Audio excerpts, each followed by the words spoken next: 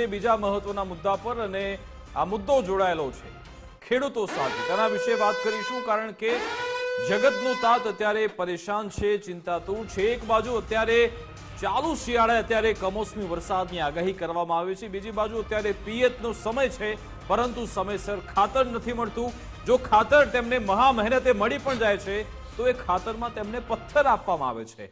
ખેડૂતોના ભાગનું જે ખાતર આખરે કઈ રીતે તેમાં મિલીભગતથી આખું કૌભાંડ ચાલી રહ્યું છે તે વિશે વાત કરવી જરૂરી છે. પહેલા ખાતરની અછત વિશે વાત કરીએ, ભેળસેળ વિશે વાત કરીએ. ભાવનગરમાં જ્યાં ડીએપી ખાતરમાંથી પથ્થર નીકળ્યા, જ્યાં કાંકરા નીકળ્યા છે, એટલે સીધો જ ખેડૂતો સાથે વિશ્વાસઘાત થઈ રહ્યો છે. એક ખેડૂતે સરકારી ડેપોમાંથી ડીએપી ખાતર કરી દીધું. એ ખાતરની થેલીમાંથી તેમને ખાતર તો મળ્યું, પરંતુ તેની સાથે સાથે એક્સ્ટ્રા તેમને કાંકરા પણ આપવામાં આવ્યા, પથ્થર આપવામાં આવ્યા. ડીએપી ખાતરની સિહોરથી ખરીદી થઈ હતી, અને થેલી ખોલતા જ સાવ અલગ જ રંગનું ખાતર નીકળ્યું, અને એના કારણે ખેડૂતોમાં રોષ જોવા મળ્યો. સવાલ એ છે કે ધરતીપુત્રો સાથે કેમ આવી છેતરપિંડી, કેમ આવી મજાક કરવામાં આવી રહી છે? માંડ માંડ તે 2 ટંકનું ભોજન એકઠું કરે છે, અને એ મહેનત, ઘણી બધી મહેનત કરે છે, દિવસ રાત એક મહેનત કરે છે તેના ખેતરમાં, અને જ્યારે એને ખાતરની જરૂરિયાત હોય છે, માંડ માંડ ખાતર તેને હાથમાં આવે છે, લાઈનમાં ઉભો રહે છે, કતારમાં રહે છે. 1-2 થેલી તો આપો છો, ને 1-2 થેલીમાં પણ પથ્થર આપી દેવામાં આવે. મુફદ્દલ, એક તરફ આવી રીતે પથ્થર આપી દેવામાં આવે છે, બીજી તરફ આજે બીજી એક ઘટના જે સામે આવી બનાસકાંઠાના કાંકરેજમાં, જ્યાં લિક્વિડ બનાવવાનું કામ થતું હતું, જે ખાતર છે યુરિયા ખાતર. આ જે દ્રશ્યો આપ જોઈ રહ્યા છો કે આખે આખું જે કૌભાંડ પકડાયું એમાં યુરિયા ખાતરમાંથી લિક્વિડ બનાવવાનું કૌભાંડ હતું. એટલે આ 2 દ્રશ્યો, 3 દ્રશ્યો જે છે એમાંથી 2 દ્રશ્યો છે એમાં મજાક, ધરતીપુત્રો સાથે મજાક, કેમ કે ખાતર માંડ માંડ ખરીદવા જાય ખેડૂત અને અંદરથી કાંકરા નીકળે. બીજી તરફ જ્યાં ખાતર મળતું નથી, આ તરફની વિન્ડોમાં આપ જોઈ શકો છો કે ખેડૂતો કતારમાં ઉભા છે, લાઈન લગાવી છે ખાતર લેવા માટે, અને આ તરફ આ રીતે ઢગલાબંધ આમ ઢગલો કરેલો છે જો ખાતરની થેલીઓનો. અને એ બધું શેના માટે વપરાતું? ગેરકાયદે એમાંથી યુરિયા ખાતરમાંથી લિક્વિડ બનાવવામાં આવતું હતું. એક તરફ જ્યાં બુમરાણ એવી પડે છે કે ખાતર ઓછું છે ભાઈ, બહારથી આવતું નથી, આપૂર્તિ નથી થઈ શકતી, એટલે ખેડૂતોને નથી મળતું.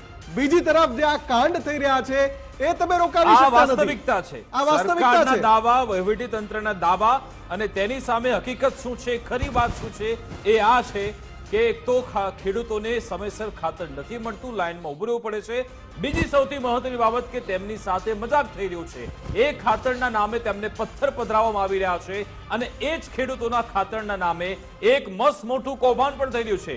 એક બાજુ વિરોધાભાસ તમે જુઓ, ખેડૂતો ખાતરની લાઈનમાં ઉભા છે કે ભાઈ અમને ખાતર આપી દો, બીજી બાજુ ખાતરની થેલીનો ઢગલો પડ્યો છે. દિયોદરના દ્રશ્યો છે, આ પીળા કલરની થેલી, એટલે કેટલો મોટો વિરોધાભાસ. એક બાજુ લાઈનમાં ખેડૂતો ઉભા છે કે અમને ખાતર આપી દો, ખાતર આપી દો, માંડ માંડ 1 થી 2 થેલી મળે, અને દિયોદરમાં ઢગલે ઢગલા પડ્યા છે ખાતરની થેલીઓના, અને તેનો ઉપયોગ શેમાં થઈ રહ્યો છે? એ સબસિડાઇઝ ખાતરમાંથી પછી લિક્વિડ થઈ રહ્યું છે. વિકાસ, અત્યારે સમય રવિ પાક લેવાનો છે, ખેડૂતોને રવિ પાક સમયે ખાતરની ખૂબ જરૂર છે, યુરિયા ખાતરની. અને ઘણા બધા પાક એવા છે, એરંડાનો પાક છે, ઘઉંનો પાક છે, રાયડાનો પાક છે, બટાટાનો પાક છે. આ બધા પાકમાં અત્યારે ખાતર નાખવાની ખેડૂતોને આવશ્યકતા છે.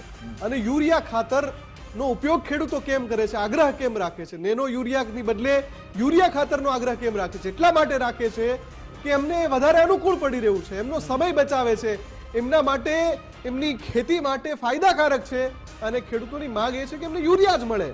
પણ તમે જુઓ કે એક તરફ આપૂર્તિ નથી થઈ શકતી. કારણ એવું આપવામાં આવે છે કે આપણે વિદેશથી આયાત કરીએ છીએ, સબસિડાઇઝ ખાતર જે ખેડૂતોને મળે છે એની આપૂર્તિ નથી થઈ શકતી. પણ બીજી તરફ હકીકત એ પણ છે સાહેબ કે તમે આ બધા કાંડ પણ અટકાવી નથી શકતા. જે યુરિયા ખાતર ખેડૂતને મળવું જોઈએ એમાં ભેળસેળ થાય, એનું લિક્વિડ બનાવવાના કૌભાંડ પકડાય, એ તમે રોકી નથી શકતા. આખી આ સિસ્ટમની આ ફેલિયર છે, એની નિષ્ફળતા એટલા માટે કારણ કે આ દ્રશ્યો આપણે પહેલીવાર નથી જોઈ રહ્યા. એવું નથી કે પહેલીવાર એવું બન્યું હોય કે ખેડૂતો એ લાઈનમાં ઉભા હોય, કે પછી ખેડૂતો સાથે મજાક થતો હોય, તેમને ભેળસેળ વાળું ખાતર આપવામાં આવતું હોય, કે પછી એ ખાતરનો ઉપયોગ ઇન્ડસ્ટ્રીમાં થતો હોય, અન્ય રીતે તેનો ઉપયોગ કરવામાં આવતો હોય. આવું દર વર્ષે થાય છે. દર વર્ષે એવા દ્રશ્યો સામે આવે છે, દર વર્ષે આપણે સવાલ ઉઠાવીએ છીએ, પરંતુ જમીની સ્તર પર ત્યાં કોઈ બદલાવ આવતો જ નથી. એ કાંડ બધા ચાલતા રહે છે, બધી કટકી ખાતરના નામે થતી રહે છે.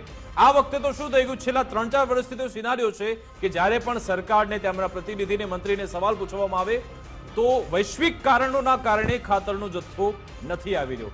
હમણાં તો અધિકારીશ્રીએ એમ કહ્યું હતું કે ભાઈ મધદરિયે ખાતરનો જથ્થો પહોંચ્યો છે, પછી ધીમે ધીમે ખેડૂતો સુધી પહોંચી જશે. અહીંયા હજુ સુધી ખાતર માટે ખેડૂતો અહીંયા કકડાટ કરી રહ્યા છે, તેમને ખાતરનો જથ્થો નથી મળતો. અને બીજી બાજુ એ જ ખાતરના નામે જોરદાર ગોરખ ધંધો ચાલી રહ્યો છે, બધાના ખિસ્સા ભરવામાં આવી રહ્યા છે. હવે ખિસ્સા ભરનાર કોણ છે, કયા લેભાગુ તત્વો છે, શું તે બહાર આવશે ખરા? શું તેમને ઝડપવામાં આવશે ખરા? ના. કેમ? કારણ કે બધાની મિલીભગત છે. બધા રાજકીય નેતા હોય કે પછી અધિકારીઓ હોય, વહીવટ કરતા હોય કે પછી અસામાજિક તત્વો, એમની આખી આ સિન્ડિકેટ ચાલે છે.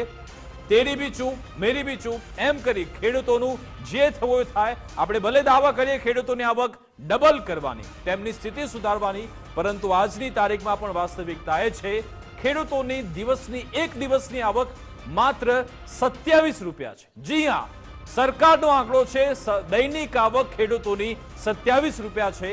તેની પાછળ જવાબદાર આ બધા જ પરિબળો છે. આ તમામ ભ્રષ્ટાચારીઓ છે, આ તમામ લોકો કૌભાંડ કરનારા લોકો છે, જેઓ ખેડૂતોને હેરાન પરેશાન કરે છે. મુફદ્દલ આ જ ખેડૂતોએ આપણી જે અર્થવ્યવસ્થા છે તેને ઉપર લાવવાનો તેમણે પ્રયત્ન કર્યો છે. હમણાં આપણા આંકડા જોયા કે મેન્યુફેક્ચરિંગ ક્ષેત્ર જે પાછળ ગયું એ બધી બાબત છે, પરંતુ જ્યારે કૃષિ ક્ષેત્રની વાત કરીએ તો તેણે આપણી અર્થવ્યવસ્થામાં સિંહ ફાળો આપ્યો છે. કોરોના સમયે પણ આપણી અર્થવ્યવસ્થાને ઉપર લાવવાનું કામ આ જ ખેડૂતોએ કર્યું હતું. પરંતુ આ ખેડૂતો સાથે શું થઈ રહ્યું છે? અત્યાચાર થઈ રહ્યો છે, પક્ષના નેતાઓ વિશ્વાસઘાત થઈ સ્વીકારી રહ્યો છે. ચૂક્યા છે કે ખાતરની આપૂર્તિ નથી થઈ શકતી. એક પછી એક નેતાઓએ સ્વીકાર્યું છે. અને તમે જે કહ્યું ને, આમાં મૂળ વાત મિલીભગતની છે. એ મિલીભગત ઉપર કંટ્રોલ કરવાની એક સિસ્ટમ નહીં બને ત્યાં સુધી આ ચિત્ર નહીં બદલાય. ત્યાં સુધી આ ચિત્ર કોઈ સંજોગોમાં નહીં બદલાય. મનથી તમે વિચારશો ને કે આપણે ખેડૂતોને આગળ લાવવા છે તો જ થશે. બાકી આમાં તમારે હવે જાતે સ્વીકારવું પડશે કે હવે અમે ખેડૂતો સાથે અત્યાચાર કરી રહ્યા છે, તેમની સાથે આ રીતનો અમે એક એવું ષડયંત્ર રચી રહ્યા છે કે ફક્ત તેમને વાયદા કરવાના, પરંતુ પછી જમીની સ્તર પર કંઈ કામ નહીં કરવાનું. પરંતુ ખેડૂતો જ્યારે જાગશે ત્યારે પછી તમને સમજાશે કે અમે કેવા તેમની સાથે નાટક કર્યા છે, કાંડ કર્યા છે.